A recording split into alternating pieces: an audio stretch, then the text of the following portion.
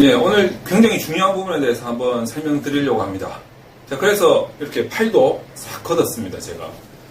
자, 오늘 설명드릴 부분이 얼마나 중요하냐면, 특히 이제, 논문을 쓰시는 모든 분들한테 해당이 되는 건데, 쓸 때 처음에 여러분들이 아마 그 모형 설정을 하게 될 겁니다. 물론, 이 모형 설정이라는 것은 이론적 근거에 의해서 이론적 근거가 있는 그런 모형 설정이 돼야 되겠죠. 이 모형 설정이 뭡니까? 여기에서 내가 제시하고자 하는 게 바로 연구 문제가 나오죠. 연구 문제가. 그런데 이제 우리가 이 모형이라고 할 때 대부분 사람들은 이렇게 생각합니다. 어떻게 생각하냐면 그림 뭐 이렇게 생각해요. 그림으로 많이 생각을 합니다. 뭐 그도 그럴 것이 그림으로 나타내어지니까 우리가 이제 모형을 말 그대로 그림이라고 생각을 하는데, 요걸 이제 영어로 이렇게 모델이다 이렇게 하면 우리는 그림보다는 조금 더 형이상학적인 그런 표현으로 이해를 하게 되죠. 뭐 어쨌든 모형이나 모델이나 이 두 가지는 그림으로 나타내는 목적이 뭐냐면 오로지 시각화죠. 시각화하는 목적이 뭐냐면 빠른 이해를 위한 겁니다. 빠른 이해. 누구들의?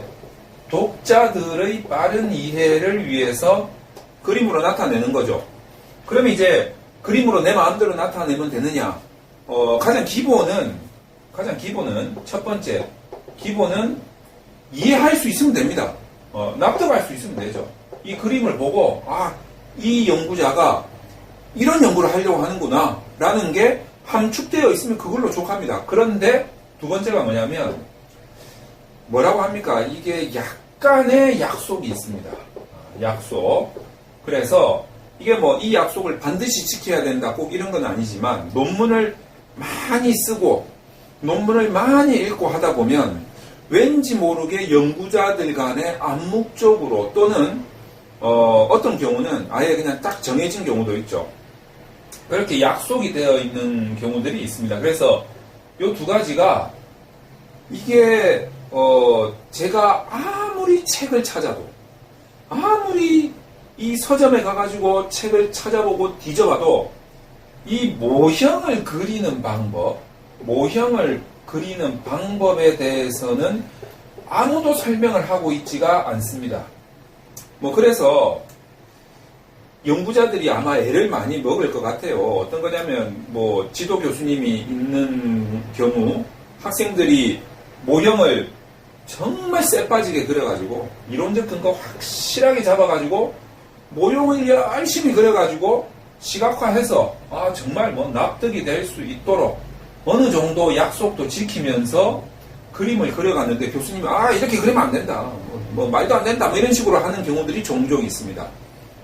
지금 제 동영상 듣고 맞아, 나도 그런 경험이 있었지 하는 분들도 있을 거예요.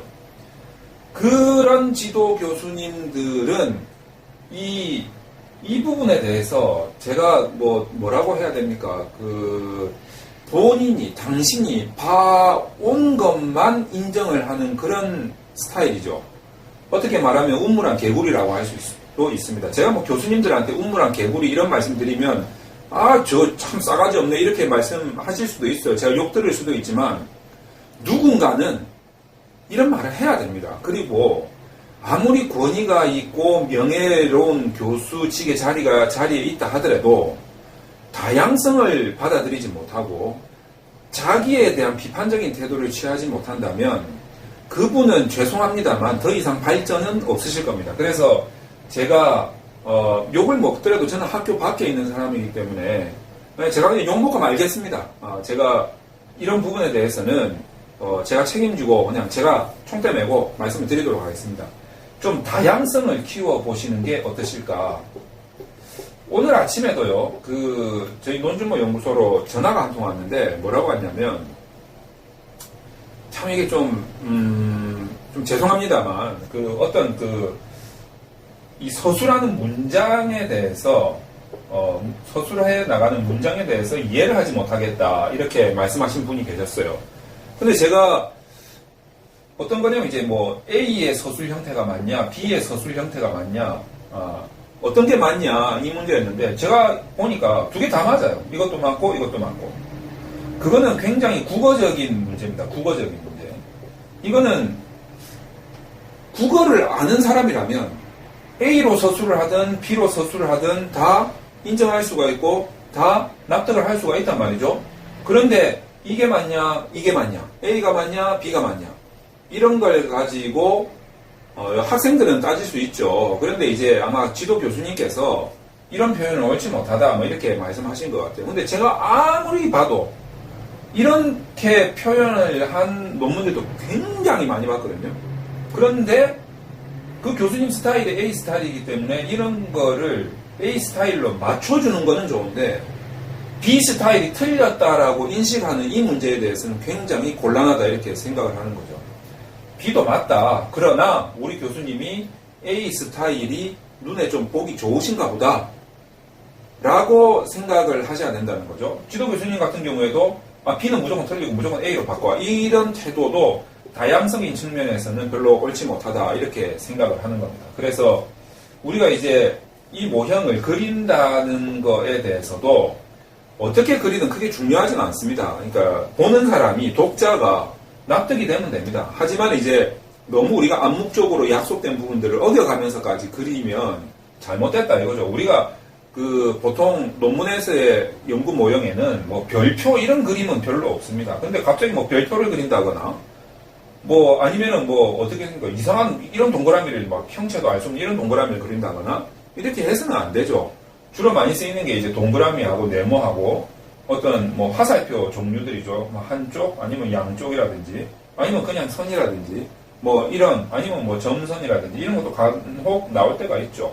그러니까 이제 최소한의 도구들을 사용해서 모형이라는 그림을 그리셔야 된다.